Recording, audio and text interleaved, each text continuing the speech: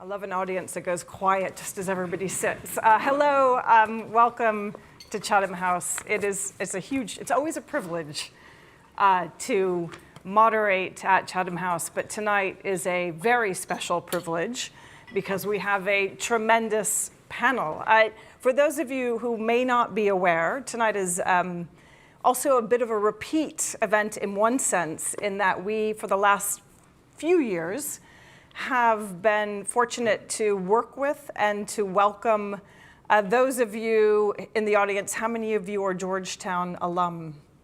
Georgetown School of Foreign Service alum. So it's tremendous to have you here. Your alumni, Dean Hellman of the School of Foreign Service, are all over the world, as we know. And it's been really a pleasure to work with you, Joel, over many years at Chatham House. So long may it continue. Tonight, we obviously have a very exciting group of people to talk to us about a very big topic, geopolitics and global challenges. It's all right there. I'm Leslie Vinjamori. I direct the US and Americas program here at Chatham House. Sir Nick Clegg, what an honor to have you here. You've spoken here many times, but each time it is really tremendous. It's good to have you back from the other side. From the United States. It's nice to have you back, as I understand, in the UK, having served as president for global affairs at Meta, obviously having a very distinguished career in Europe and especially here in the UK, which everybody here is very well aware of. Should we stop now? I'm fine with that. Sir Andrew Steer is probably also very well known to many of you for your work in the UK government, in development, at DFID, of course, and most recently leading the Bezos Earth Fund as president and CEO. Before this, you were at World Resources Institute, and now I believe you're also at Georgetown, which is part of the connection, the connectivity on our panel. Joel Hellman has been at Georgetown for how long? 10 years. 10 years. And before that was at the World Bank and the European Bank for Reconstruction and Development for, I believe, 25 years in total, working in development, worked in Kenya, and so really came to Georgetown, which is America's #1 ranked school for the study of international affairs, which probably means #1 in the world, or right up there, and really brought an extraordinary record of public service in the international realm. So obviously we have great experience to address a topic that is basically impossible to talk about in a this is a tough time, let's face it. So.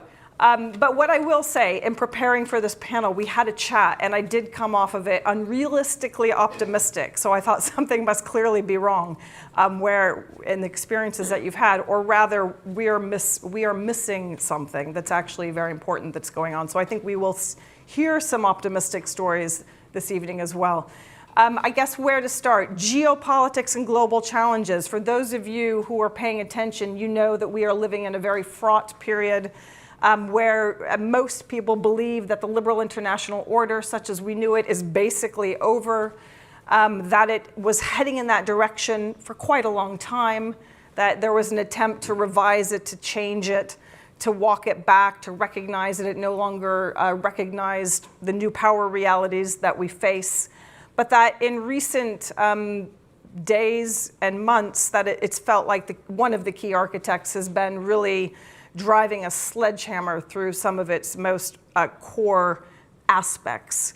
And for this panel, that becomes significant because we want to talk about one of the things that has been really critical to the liberal international order, which was the provision of global public goods. It used to be about providing rules and norms for predictable and stable international trading relations, macroeconomic exchange, development, ideas and norms about sovereignty and when you could infringe on sovereignty, rules for maintaining peace and stability, obviously, rules that were frequently violated, but at least there was a sense of there being general rules. Now we have a whole new basket of challenges. They're not as new as some of us think they are. You've been working on them for a very long time. whether it's artificial intelligence, climate change, development, old and new challenges. And Nick, Sir Nick, may I call you Nick? May I turn to you first? This US president has said that he would like to see the US have technological dominance. If you are trying to kind of set out a platform or a principle or a sort of first step towards cooperation, that might be alienating to some of America's partners. Nonetheless, maybe we could start by each of you, and beginning with you, telling us a little bit about the issue area that you've been working on, artificial intelligence and technology, who the key actors are, and maybe a little bit about what you were really trying to do, in your case, in the last 4 years. Golly, that's rather a lot. We'll come back to the governance question after that. So there are only two powers in the world when it comes to building the sort of base layer of artificial intelligence as it's come to be known in its latest iteration, China and the United States. There are basically no other entities on the planet who are able to muster the money, the energy, the data, and the infrastructure resources to train the models to create these so-called foundation models upon which you then build fine-tuned models, you run inference operations, and then anyway. But the thing starts with a sort of block of AI granite, which is these foundation models, and that's a very expensive thing to do. It's expensive financially, in energy terms, and so on and so forth. And only the Chinese and the Americans are doing it at any scale. And of course, in the United States, all the major AI labs are all roughly within 50 square miles of each other on the West Coast. So Amazon, Microsoft, OpenAI, Google, and Meta are basically the only sort of main players. Apple sort of dabbling, but doesn't really quite seem to know what it wants to do in that area. And the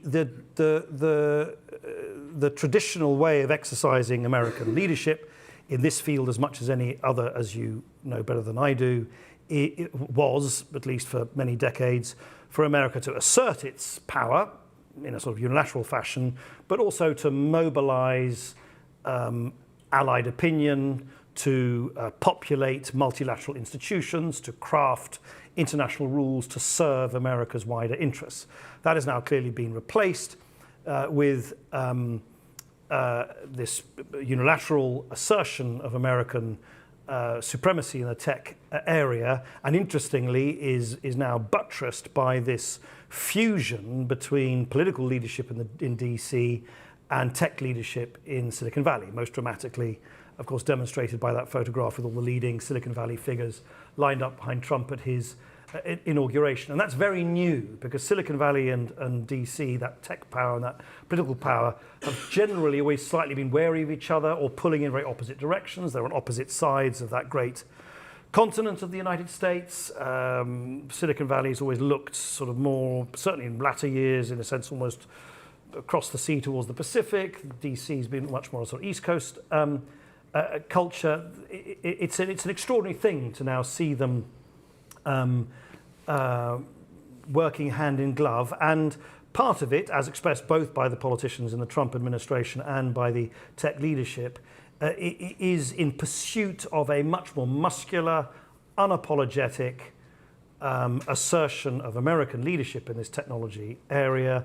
They are very riled by what they consider to be unnecessary, sort of perfidious attempts by foreign regulators in Brussels and elsewhere to restrain their freedom of maneuver.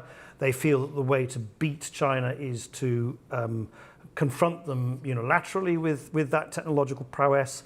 We will see in the next few years whether that works, or whether both DC and Silicon Valley relearn the lesson that I suspect they will, that is, however predominant they are in the AI field, it's going to be quite difficult for them to dictate terms entirely on their own. And the Chinese, if you look at the Chinese AI industry, has responded fascinatingly. I'm not really clear, I don't know enough about it to know whether this is directed politically from Beijing or whether it's a function of the fierce commercial and technological competition between the Chinese AI labs. But the Chinese AI labs are now really, and this is quite new, the last 4 or 5 months, are really starting to race ahead in open sourcing their AI foundation models. And this is very important in the geopolitics, which is the subject of an event like this, because if you are in Latin America or Africa or Southeast Asia and you're trying to work out how can I avail myself of these big powerful models, you are increasingly, in my view, going to be confronted with the choice of either paying an American model, which is the proprietary model, which is the dominant one coming out of Silicon Valley, interestingly with the exception of Meta, which has been open sourcing its models. But with the exception of Meta, the American model has basically been a sort of pay-to-play approach to AI, whereas the Chinese are basically saying you can use them for free. You can use them off the shelf. And so you have this extraordinary spectacle that America is, in a sense, turning in on itself. And for commercial reasons, most of the major labs are offering these AI models on a commercial proprietary basis.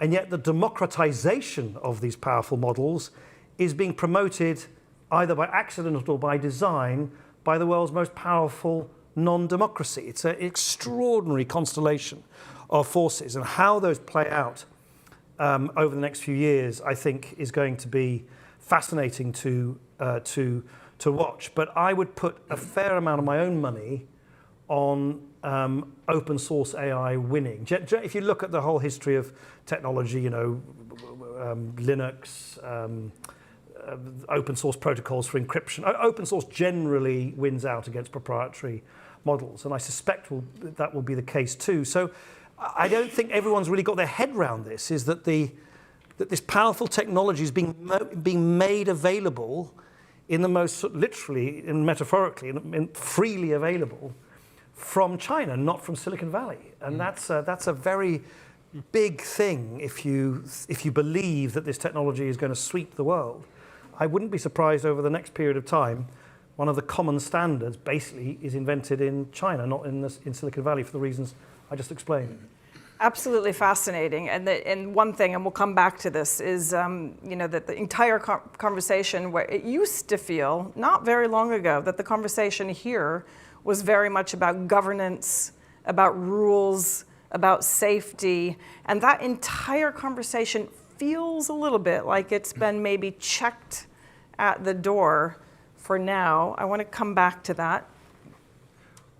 Yeah, for what it's worth, I said it publicly, I said it privately. I think the United Kingdom government wasted a huge amount of time and a huge amount of political capital indulging basically a press-driven hysteria about AI extinguishing humanity, when it should have actually spent much more time working out how Britain and other European countries can excel in this technology, deploy it sensibly. I think we wasted a ludicrous amount of time basically in a sort of moral panic. Doesn't mean that AI doesn't have its downsides, doesn't mean, particularly if it develops in a particular direction, those safety considerations aren't important. But it was in my view, it was a political wrong turn. And it was driven, as by the way, as often the case, if you look at the history of new technologies, from the bicycle to the radio, from the internet to television, books have been written about it, it's fascinating. You just always see the same pattern of moral panic about new technologies. The politicians then respond to that. And I think it's been a great pity, because I think in our hemisphere, in Europe, in Britain, we've wasted a lot of time on that. We're definitely coming back to this question, not only of the UK, but of Europe. Andrew, you've been working much of your career in development, and clearly recently on questions of climate from a very important philanthropic position, making big bets. Maybe you could tell us about this, but also in the context of kind of where we are now. I mean, many of us are looking at this with great fear that there is damage being done to just people's basic beliefs in science and climate science, that there's a degree of climate denialism that's been enabled. But you've been clearly pushing against that. Can you tell us about the work that you've done over the last several years? Well, yes, with pleasure. But first, Leslie, thank you. It is great to be back here in Chatham House. You play such a powerful role, and we're very grateful. And it's fantastic to be here also with the Georgetown alums. I've only been a professor at Georgetown for a month, but already I love you guys. Forgot to announce that. It is true. So look, there's good news and bad news, and the bad news is winning at the moment. On the good news, and if you divide experts on climate And you ask one group, how's it going? They'll say, it's fantastic. It is amazing. Look at technological progress.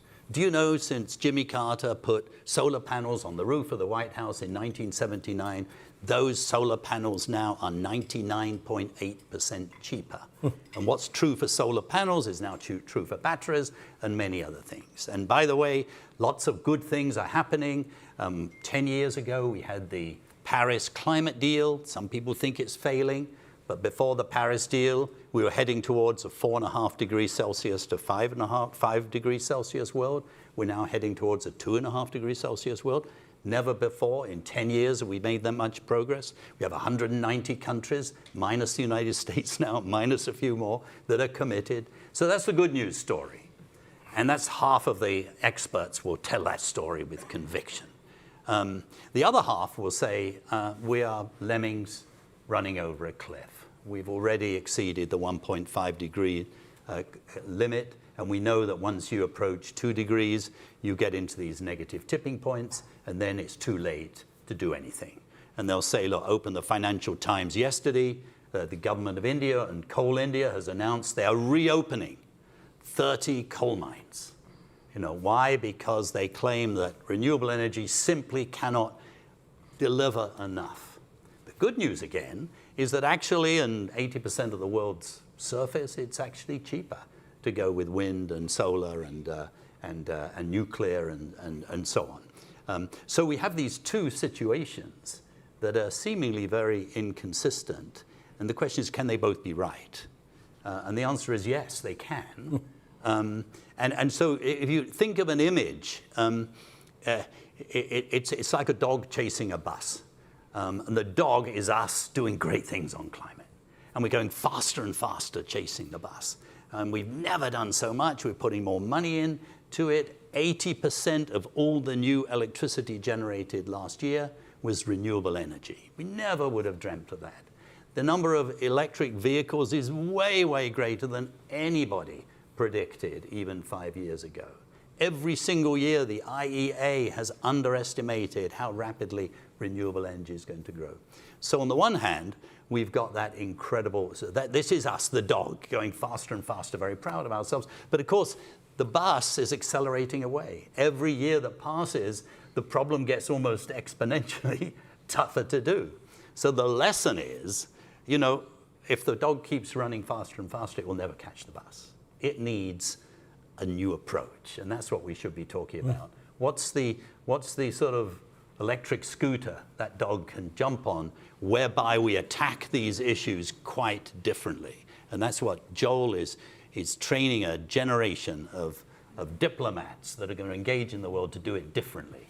Before I come to Joel, Andrew,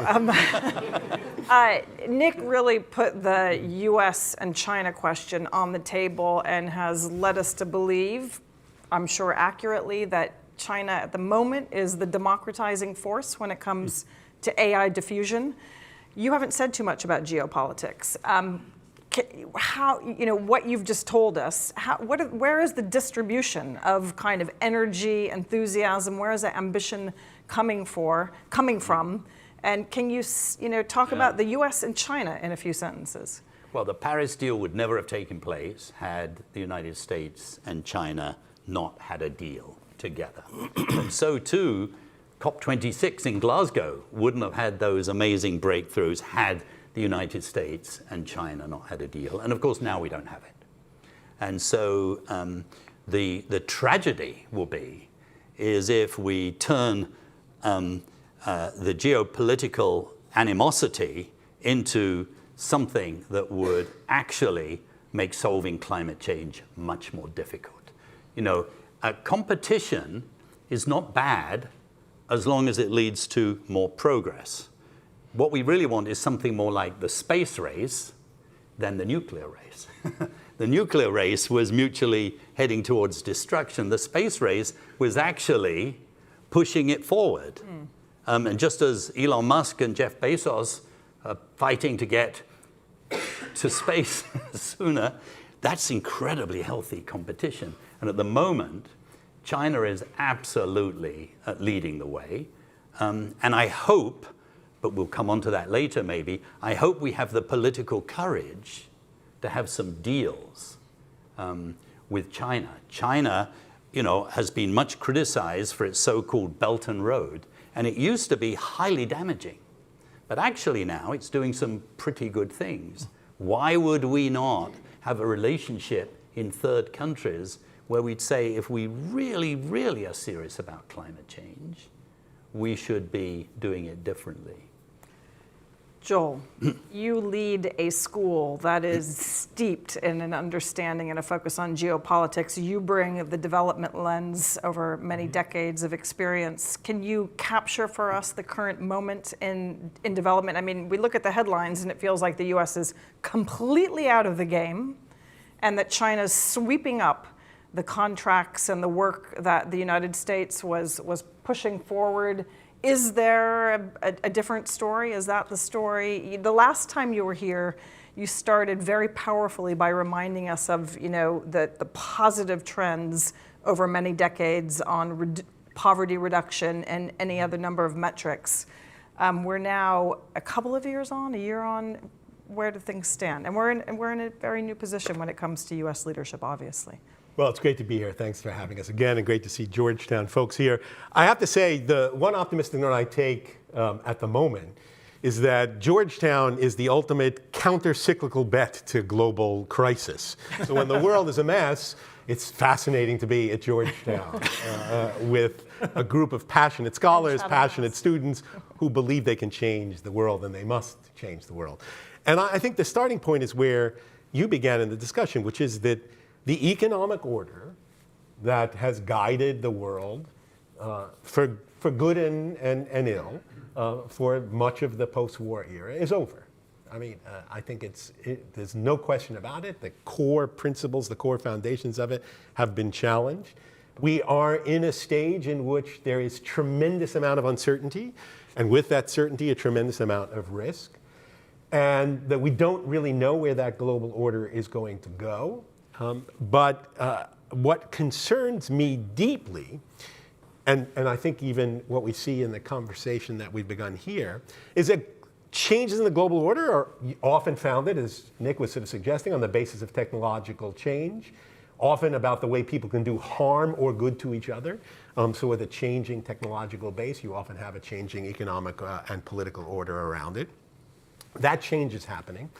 And that change is being wedged into a bipolar or even, dare I say, kind of a new Cold War model of US-China competition, linked, as you were suggesting, as they are the two dominant powers in the new technology that's shaped. They are going to be the key players in climate change. And obviously that relationship needs to be central to whatever the global economic order and the global political order is going to be. There's no question about that. But what deeply concerns me is that outside of that main pillar, the rest of the world, and especially the developing world, has just disappeared off the face of the map. You don't read about what's happening in development. You don't hear about it. It's not being discussed until there's a war in Sudan or somewhere else in the world. And going back to something that Leslie said, whatever the problems were of the previous liberal economic order and liberal political order, that era, essentially running from the end of World War II to the COVID pandemic, was the greatest era of human progress the world has ever seen. There was never a period in global human history in which poverty, global economic, especially extreme poverty, decreased as quickly and as broadly as the last 70 years, and especially the last 30 years. Every indicator of development, maternal mortality, child mortality, kids in school, women, political rights and engagement, just pandemics and global health. Every indicator showed progress. So whatever we thought about the liberal economic order, whatever we thought about that, it was happening on a base of extreme progress globally around the world, especially in the developing world. That era is now over. Partly it's over because some of the drivers of that are actually being unraveled, some purposefully, like global trade, global supply chains. And it was the entry into the global marketplace that really was the driver of these extraordinary changes. And we can see the tensions, the autarky, the nationalism that's driving that.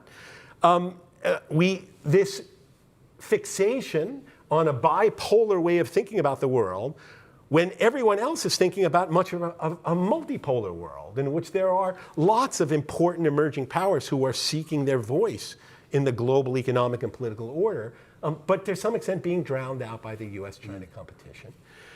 I actually think of the Cold War and the talk of a kind of new Cold War. It's dangerous because it's essentially wedging in an order that does not fit a new Cold War paradigm, but it's a familiar paradigm. I describe it as it's an old pair of slippers we found in the cupboard, and we put them on again, and I forgot how comfortable it was to see the world in this very simplistic terms. It's us versus them. They have a different system than we do. They have a different politics than we do. They have an economic system than we do, and we need to compete against them.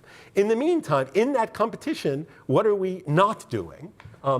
We are radically decreasing the support that we have given to the developing world through aid and assistance as one component, not the only component. But look what's happened in the United States. We've closed down, for God's sakes, closed down the U.S. Agency for International Development. 80% of American development assistance has been wiped away through essentially the stroke of an executive order pen. The UK is shifting resources, and Europe across the board is shifting resources away from assistance and development in order to deal with the threat, the very real threat, a defense threat posed by Russia. One thing people perhaps didn't even notice in the new big, beautiful budget bill is that Trump is even taxing remittances, which has been a driver of development even more than aid has been a driver of development. And he wants to tax those remittances. So aid is declining. Autarky, global supply chain and engagement in global supply chain is coming to pressure. And what's happening around the world? Global growth rates, especially in lower income countries, are dramatically declining. During COVID, we saw the first rise in global poverty that we have seen in decades.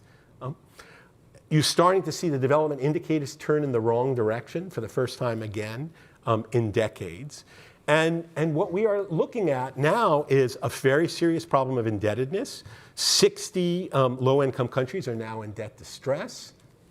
2/3 of low-income countries spend more on interest payments than they do on health and education. The US is also among those countries, but that's another story. But it means that the drivers of development, whether it's internal investment, which are going to be constrained because of lower fiscal space, whether it's aid and assistance, which is now being dramatically reduced. China, which was a major player in investment across the world through Belt Initiatives, has lowered dramatically its investment through Belt and Road in developing countries. All these things are coming together at a time when demographic pressures are going to mean for the first time, whatever we think about migration now, it's going to get a hell of a lot worse as more people face poverty in places in which population is increasing. So I think that we are watching a global economic order that is missing one of the central problems that drove the previous global order, and I'm very, very worried about it. Okay, that is the reality check, and I guess I want to come back to you, Nick, because you said many things. One of them was that there's a fusion now between the East Coast, the sort of government, and in the U.S. context, and Silicon Valley, but it does still feel like there is what Joel's very artfully and masterfully outlined, if depressingly so, a real pessimism about where we're going in Europe. It comes, in our conversations here at Chatham House, in Northeast U.S. liberal institutions, universities, but in Silicon Valley, it still feels like maybe there's a charge that actually AI is going to help us solve some of these problems. You are actually fairly optimistic. Can you sort of tell us, Nick, where you think leadership can and should come from? Maybe you want to speak to the question of the UK and Europe. And how bad is this moment in the United States? To what extent? I mean, you said, China's getting ahead on kind of sharing AI. You were a little bit light touch on your critique of the current moment in the United States. Can you say more about that? And are you as pessimistic as Joel is about the prospect for governance and order and rules to manage these transformational things like artificial intelligence, or do you think it's all, all to play for? And no, I'm pretty pessimistic. Look, what we're experiencing is it's many things at once, but there's a tension between two very powerful forces which is driving a lot of this, and it's the tension between the way in which technology demolishes geography. So the ongoing globalization of technology, of which generative AI is the latest and very powerful iteration, and the deglobalization of politics. Politicians everywhere are building barriers, digging trenches, appealing to the electorates who want a sense of us and them. So you've got this, the gears of governance are just being chewed up by this collision between the reality of the way in which technology demolishes space and geography and boundaries, and perhaps as a response to it, the ever more powerful nativist appeal in politics everywhere. Whether you're Trump or Modi, whether you're Brexit or Erdogan, it doesn't matter. You're still drawing from the same wellspring of anger and insecurity that millions of people feel, that they live in a footloose, fancy-free world which they don't understand, they can't control, and where they feel that they are being injured and they are a victim of it. And so the result of that means that you're having technologies being unleashed onto the world, which in a logical environment would, for instance, I mean, I think it barely should go without sort of saying, in a logical world, you'd have the major techno-democracies outside China, India, Europe, and America, working more closely together to try and establish some basic guardrails and swim lanes on the way in which the kind of AI era is introduced in the world. I mean, some of it's quite technical, some of it's about data flows, some it's about you could share insights on infrastructure design, you could share basic principles on safety and transparency and so on. But at exactly the moment where you need that new form of international statecraft and governance, of course, the politics is pulling you in exactly the opposite direction. So, of course, for those reasons, I'm pessimistic in the sense that I just don't think politics is able at the moment to match what is going on in our highly interconnected world. And all I know is that is unsustainable. What I don't know is whether that implodes into a conflagration of conflict, or whether lessons are learned as mistakes are made. And candidly, I suppose what makes me most sort of disillusioned by the moment is not so much because I'm not American. It's not so much, I mean, in a sense, the American people have made their choice. They've made it twice now. They've been pretty unambiguous about what they want, or what they appear to want.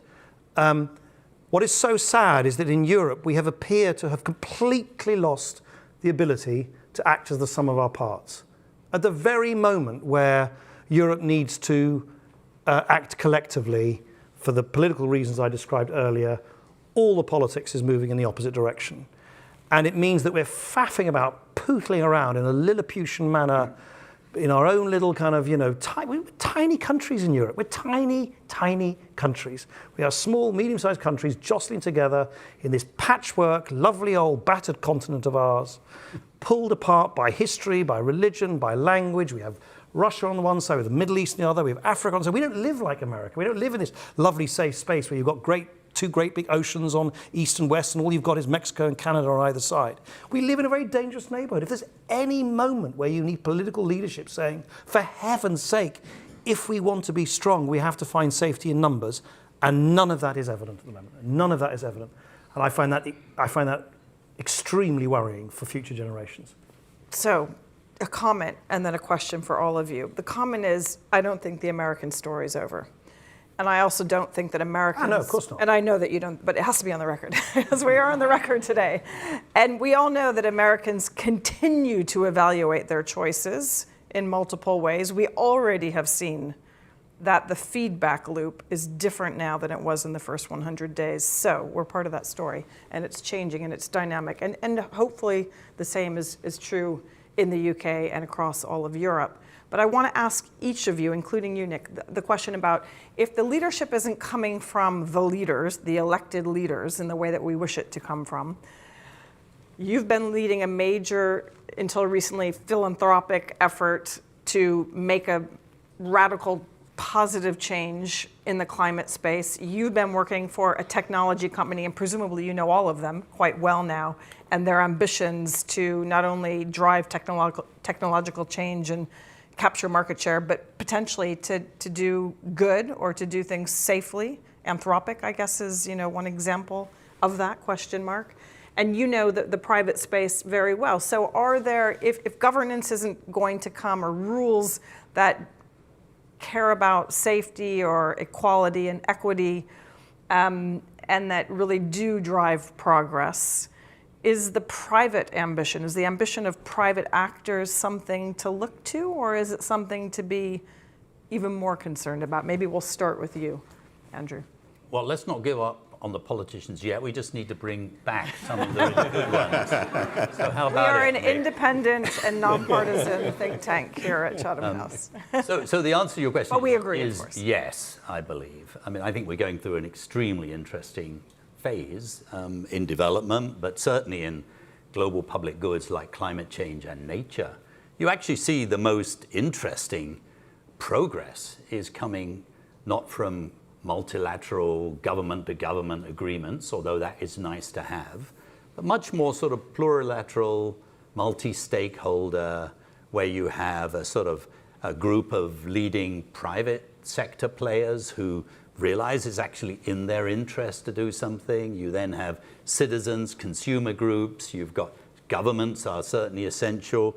You've now got in climate change, we now have maybe $20 billion of grants from philanthropic outfits that can inject money smartly and so on. We've got financial innovation. So if you look at, for example, issues like, how do we decarbonize steel? Very difficult. Well, it's actually being led by a group of private companies that see the writing on the wall. Now, 25 years ago, they wouldn't have seen the writing on the wall because we didn't have the technology.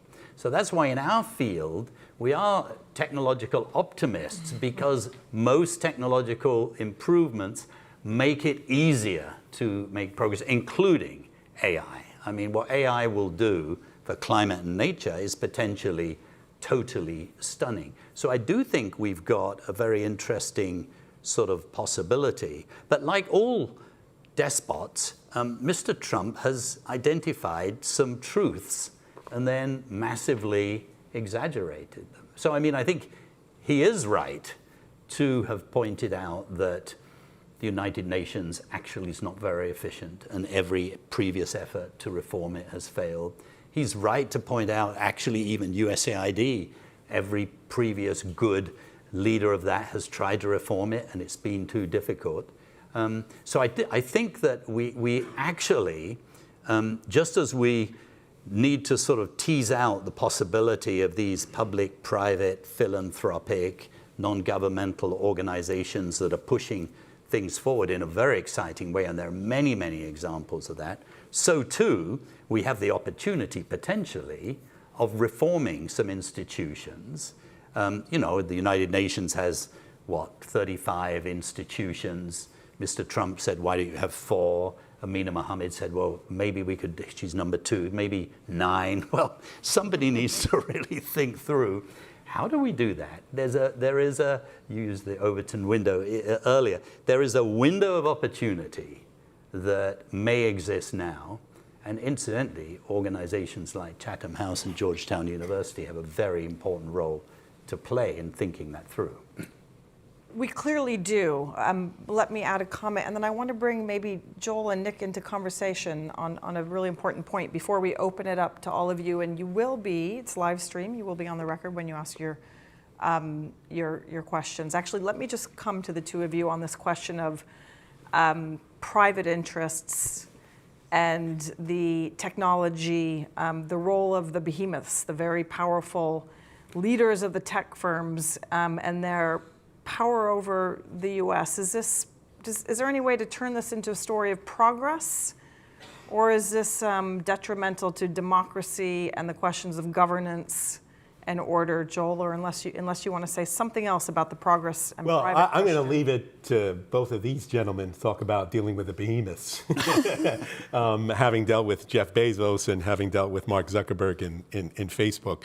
They have changed, and in fact, there is, beyond the individual personalities and mega wealth and things like that, as all of this panel discussion has sort of suggested, whatever this new world order is going to look like, it is going to be fundamentally different from the previous order, not only because the nature of the power structure across states has changed, and it has changed, and it needs to be recognized. So I don't want to throw that issue out. We need to recognize in a much more serious way the importance of emerging voices on the international stage that are claiming the power that they deserve because of the progress that they have made over the decades, economic progress, political progress. And you're starting to see more and more players on the diplomatic stage.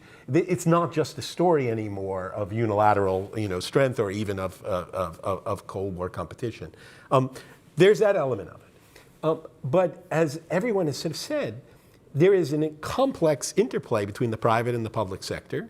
Private sector actors are critical in solving global problems. Private capital and wealth is critical in investing in things. The market itself, understanding the global supply chain is critical to understanding global politics, and understanding technological change, which is driven by science, is critical to understanding the change in global politics. And I don't think we have a framework for understanding a global order in which private sector actors, in which technological change, which is dominated by private sector firms. We're not in the area of nuclear weaponry or space technology, which were driven by governments. Now they're driven by individual firms. We have to think about an order in which those voices work together in a kind of multilateral framework.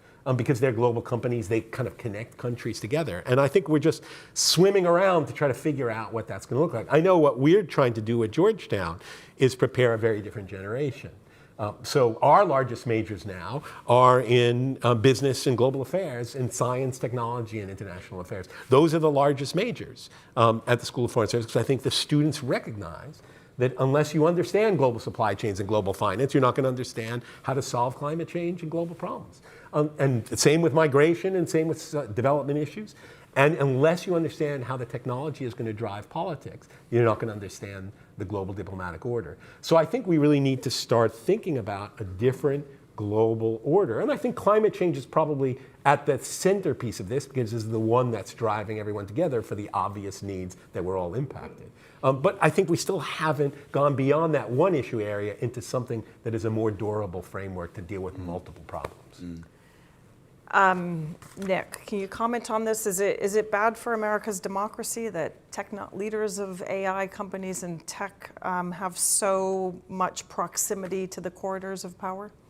I think as a general rule in mature democracies, about the only thing that's worse than having politicians and businesses at each other's throats is having them in each other's pockets. So you want to find something which is in between those two, and it's clearly swung rather violently from one extreme to the other, and it needs to find a better equilibrium. I think what Joel said just now self-evidently is right. It's important that decision makers, whether they're diplomats or politicians, need to understand technology better. I think it's very important there's much greater technological and scientific literacy amongst decision makers. That's true, and vice versa. But I don't think we should look to people who run big tech companies to act like philosopher kings. They're not philosopher kings.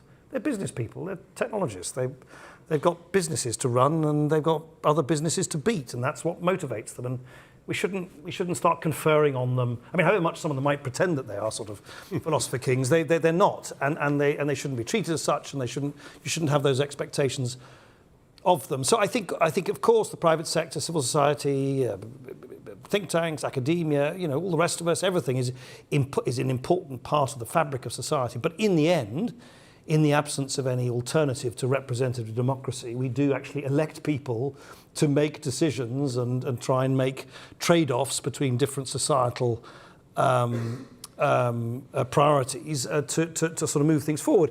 And the only thing I would observe as a sort of ex-politician is there is nothing that will guarantee greater failure for those who don't like what's going on at the moment than by appearing to appeal to some sepia-tinted globalist past. Can't we go back to a world where there was global governance and so on and so forth? Because it just didn't work in the eyes of millions and millions and millions of the voting public. It won't work politically. So I think the emphasis that Joel and Andrew put on reforming what we've got is essential. And I think what the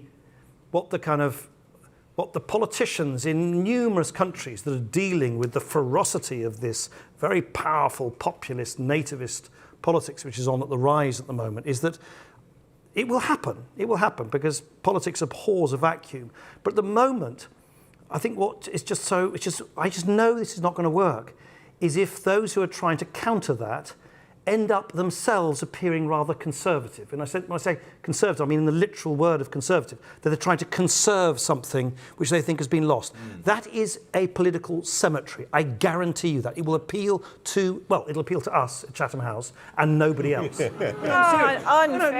No, it's not unfair. It's not unfair. It appeals to the chattering classes and the broadsheet classes. It will not appeal to the mass of voters that you need to win elections in most mature democracies. So what the anti-nativist movements who have been defeated and thwarted in so many places need to relearn is to be agents of change and to be very, very ardent advocates of change. At the moment, they appear to just be in a sort of defensive crouch, which is a hopeless position to be in life generally, and certainly in politics. I mean, to be fair, right, to the previous U.S. administration, there was a recognition that things weren't working, that there were high levels of inequality, that the system and the rules needed to be adapted and changed. They just didn't believe that they needed to be trashed. And so I think, and I would say here at Chatham House, both in the audiences and behind the scenes, there's been a lot of innovative thinking. It's really hard to cut through right now, as you well know, on adaptation, innovation, but there's a distance between conserving the old order, which I think everybody recognizes things have moved on, and discarding. But I want to come to the audience, but you first, Andrew, and then we'll come straight to the audience. But just that point, I mean, what Mr. Trump has taught us is how not to do it, but he's also taught us that actually you do need disruptive change. Sure. Everyone who's tried to do it so far has tried incremental change. And we know through the theory of path dependency that actually you can be on a path, it's not the best path, there's a different path over here, but you've got to cross the mountain. That's why you need disruptive change. And that's why we failed to reform the United Nations. That's why we've had increasing income inequality, not because people didn't want to do something about it, they weren't willing to make those. And that's why, just to support what you said a minute ago, Leslie, when you said, I think there's still hope for America. I do too. The American story is... And it's very interesting. I mean, I guess we both live in Washington, D.C., and views there are really split amongst the good guys. On the one hand, they say, look, what we've lost is not only lost 80 years of the rules-based international system, we've lost a quarter of the millennia. Next year is the 250th anniversary. And basically we're throwing away the Constitution. Not whether we're going to rewrite it, but we're eroding all of the institutions that protect the Constitution. So there's that side. There's another side that says, actually, we only need 2% of the population to change their votes. And they've probably changed them already, given what we're seeing. And once we get back in power a sensible group, we then will understand that we'd failed to do it in the past. We really will make those disruptive changes. Now that's the truly optimistic view, so I haven't given And hopefully disruptive changes with attention to humanity, as opposed to just pure disruption. Okay, gentleman right here. I will take a few, and then in the back there. And the woman over here. Peter Price, former member of the European Parliament. I'd like to introduce the topic of rare earths. To what extent do you think the shortage and location of rare earths is going to influence the way things develop in the next few years? I'm going to take a few. There was one right back here. The woman right back here, in the middle, on the aisle. And then right here in the front. And third right here in the front. Right there, right? The woman right there. And then third right here in the front. Oh, it's me? Oh, Yes. okay. Hi. Yeah, so I work for an American energy company, and I'm just interested in kind of what are the factors that have led to deglobalization. It seems like there's a lot of economic disillusion. Social media is a huge factor that's really divided and elevated nativist platforms. And if we're talking about moving away from a rules-based system, then how do we regulate things like social media and social media companies that actually have had an impact in democratic countries and navigating free speech and those types of conversations? So is that going to, help be part of the change, or just kind of elevate populist platforms and Thank continue you. this? Great question. And the gentleman right here in the front.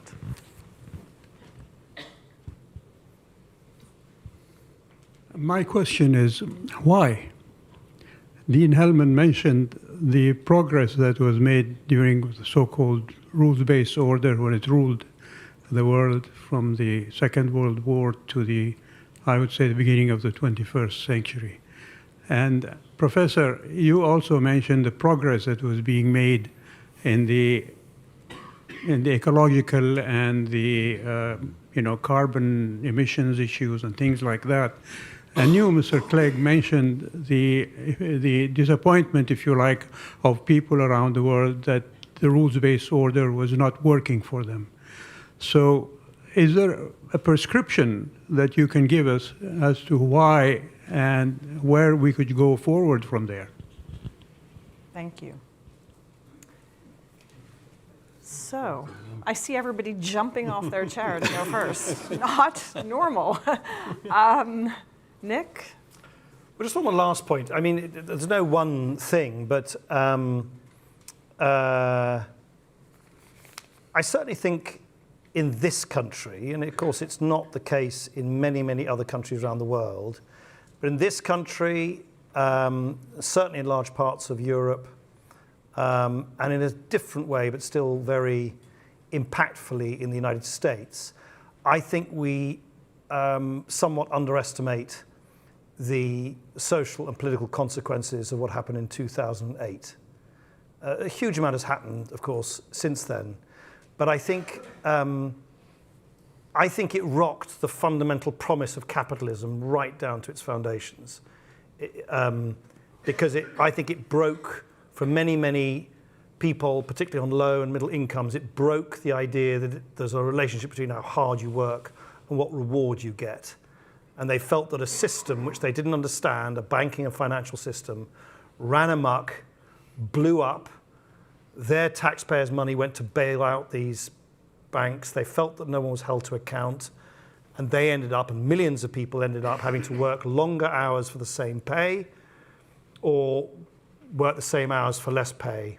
And I certainly know in this country, it is impossible to understand almost anything that's happened since. I, for instance, don't think remotely the very narrow vote in Brexit would have gone the way it did if people were not still livid about what had happened in 2008 and the deep, deep damage it done to the fundamentals of this economy. Now, in our case, it was rather extreme because we had this oversized financial services sector, which as a proportion of the, in relation to the wider economy, was sort of outsized. I remember in the first week of becoming Deputy Prime Minister being told by an expressionless Treasury official in that sort of Whitehall manner. They said, Deputy Prime Minister, you do understand that the total liabilities of the British banking system are 5 times bigger than the size of the whole British economy. And I suddenly realised we were sitting on an unexploded sort of bomb that if we didn't diffuse it carefully. So maybe it's quite a British thing, but I think, since you asked why, I think it's impossible to write the history of this period and the growing sense of disillusionment about the status quo without understanding quite how damaged people felt from 2008. And I certainly think the subsequent history would have been quite different if that financial crash had not happened. So there are other factors, but I think it has an outsized role in my view. The next one is where to go from there. Well, again, many different components to it, but and again, it sounds horrendously glib, but I really do think that this feeling that people have that their kids are going to do worse than them, and that there's no relationship between hard work and reward, I think it's such a primitive thing. You just sort of think this is unfair. The whole point of a sort of developed capitalist economy is that it grows and the next generation does better than the previous generation, that generation did better. That's collapsed. And that's collapsed for millions of people with good reason, with very good reason. And it's kind of like, I don't know how, there's a whole bunch of things which I defer to Joel and Andrew and others, but I mean, in this country, for instance, I think I did some good things in politics and I made some terrible errors. But the biggest mistake that I made and my generation made and subsequent generations made is we just didn't take the issue of housing nearly seriously. If you look back over the last 20 years in this country, there should have been a political consensus across the parties to use every single instrument of the state to massively expand affordable housing. It is a criminal injustice to younger generations that affordable housing is now so far out of reach. And how can you expect young people to think that this system works for them when they're priced out of the property? They can't get on, they have to stay with mum and dad, they can't get onto the rental property ladder, there isn't enough affordable housing. We've locked up assets basically amongst older generations. So I just, I think we are, I mean, to Andrew's point, if only we'd be more radical on all of that. I often think to myself, people say, oh, what's the biggest mistake? And they always expect me to say this, that, and the other, and all the things that I was flayed alive for. The biggest mistake was I didn't recognise that we should have been way more radical on housing way earlier. And I think that's been a generational betrayal of younger people. And if we'd got that sorted, so let's start now at least. Before you answer, I'm going to inject one more question from the online, which I've been remiss. They're great questions, but it is, and you're well equipped to answer, both of you. How can the global South, it's a terrible term, it is a diverse, significant set of countries and people, but how can the global South feed into this? We've sort of recognized that there's been a degree of dismissal, but how can they insert their interests into all of these questions? Well, I'll say briefly on the point of why, and also I think leads to the previous question on social media and is that it's the destabilizing pace of change, the change that has been happening across so many countries of the world is so rapid, is so comprehensive, it's actually dislocating. It's changing the globalization story. Sort of changed the nature and composition of how people engage within their own countries. It generated this fear of the other and concern about the other. It had tremendous economic dislocations despite the overall level of improvement. Social media changed the way in which we communicated and therefore touched everyone. And I think this kind of change, any significant change on that order is very destabilizing, very dislocating.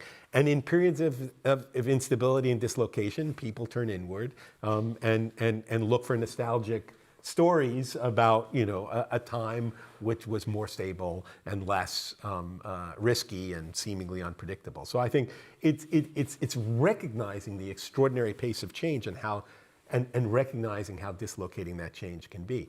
Now, going back to the question of in this period, what can the Global South do? This is really an essential question because I think there is just not a unified framework. We talk about the Global South doesn't talk about itself that way. And there really isn't a unified framework to think about reordering the existing institutional structure. And this goes back to the points that have been made across this panel. The existing institutional order is so resistant to change of anything that would reduce especially the voice of countries whose power has diminished. You talk about what happens in Europe, we talk about what happens in the United States. These powers have diminished, and the key institutions, whether it's the United Nations, whether the Bretton Woods institutions, the World Bank, IMF, regional development banks, and so forth, have not changed barely an inch to recognize the voice of emerging powers in a more significant way. So one way is to really push in a much more disruptive way to say that these institutions have to change and they have to adapt. But you're always seeing other new forms of organization. I think the most hilarious, to be honest, is BRICS. Because here's an organization about the global South that was created under the umbrella from a guy from Goldman Sachs who sort of said, "This is how I'm gonna order the world." Who used to be the chairman of Chatham House, just so you know.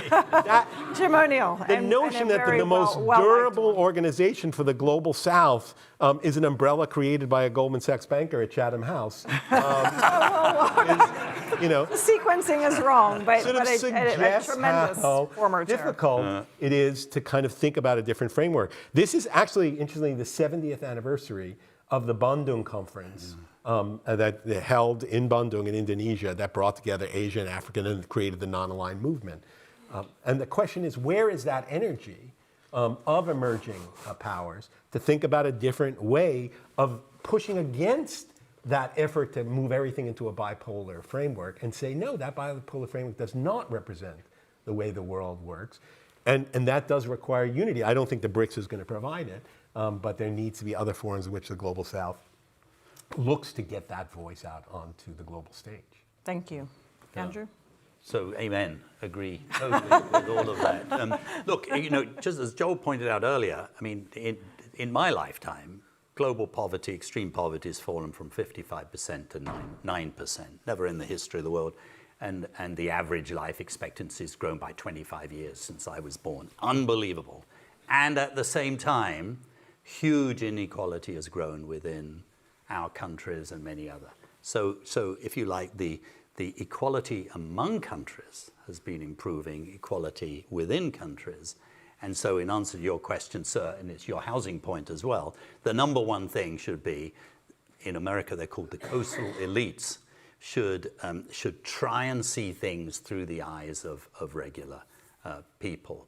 On the developing country story, we have just got to double down on Joel's point that we cannot allow, and Nick's point, we cannot allow, just two powers to dominate the agenda. And there's some good news there. If you went last year to the African Climate Summit, President Ruto, it was in Kenya.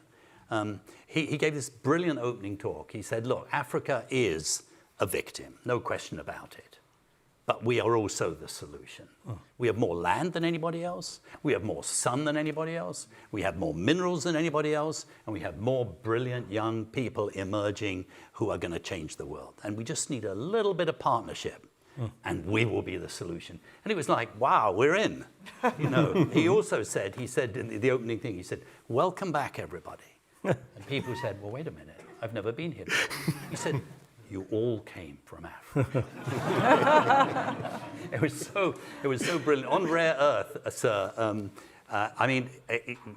China took the long road and has created this near monopoly. Well done. I actually think it is going to be a stabilizing thing because I think it's going to be much harder for Mr. Trump to do what he wants to do, given that China holds the ace, so to speak. But actually, Nick would be better qualified because he needed in his old job a lot of these rare earths. Any final comments? I really want to take more questions. I personally, and I'm sure we all feel the same, would love to hear more. I do think we've come to our time, and you've very generously given your time. Now that you're back, Nick, in London, we hope that you will be a regular speaker and participant at Chatham House. That's important. That's how we make it all come together. And Joel, thank you for co-hosting. And to Georgetown, I'm an alumni faculty member, so I feel very passionately about the place. Andrew, great to have you here. Thank you all very, very much, and thanks to all of you. Thank you.